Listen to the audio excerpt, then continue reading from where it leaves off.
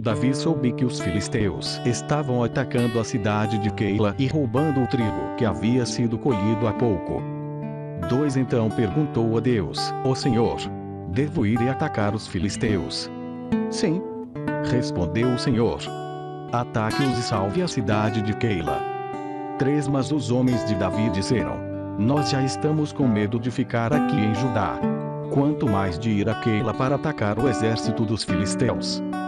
4 Então Davi consultou novamente a Deus, o Senhor, e ele respondeu: Vá a Keila e ataque, porque eu lhe darei a vitória sobre os filisteus. 5 Então Davi e os seus homens foram a Keila e atacaram os filisteus. Mataram muitos deles e tomaram os seus rebanhos. E assim Davi salvou os moradores de Keila. 6 Na ocasião em que Abiatar, filho de Aimeleque, escapou e foi se juntar a Davi em Keila, ele levou o manto sacerdotal.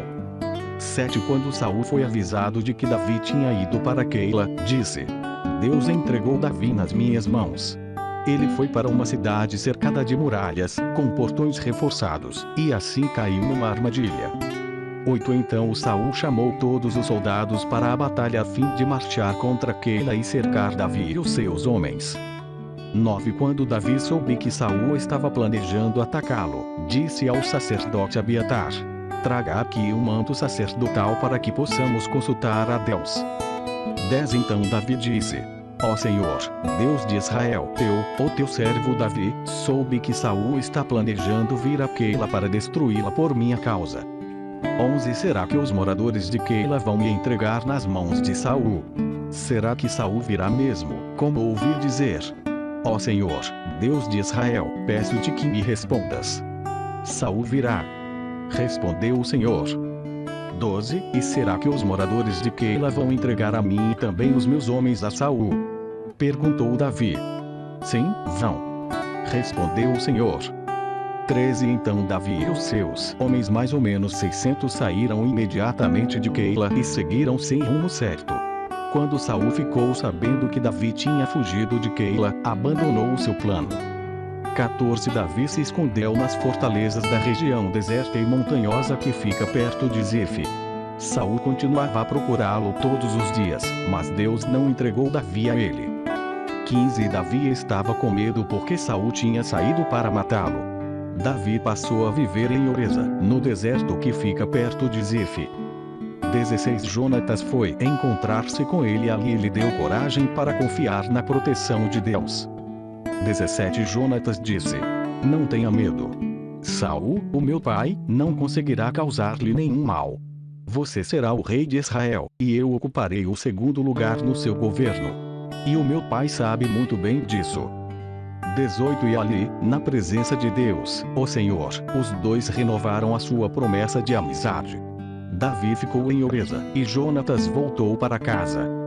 19 Algumas pessoas de Zife foram a Gibeá e disseram a Saul: Davi está escondido na nossa terra, em Oreza, no monte Áquila, ao sul de Gesimom. 20 Nós sabemos que o Senhor quer muito prendê-lo. Venha com a gente, que nós lhe entregaremos Davi. 21 Saul respondeu: Que o Senhor abençoe vocês por serem tão bondosos comigo. 22 Vão e se informem novamente. Descubram com certeza onde Davi está e quem o viu ali. Dizem que ele é muito esperto. 23 Descubram exatamente os lugares onde ele se esconde e voltem aqui sem falta.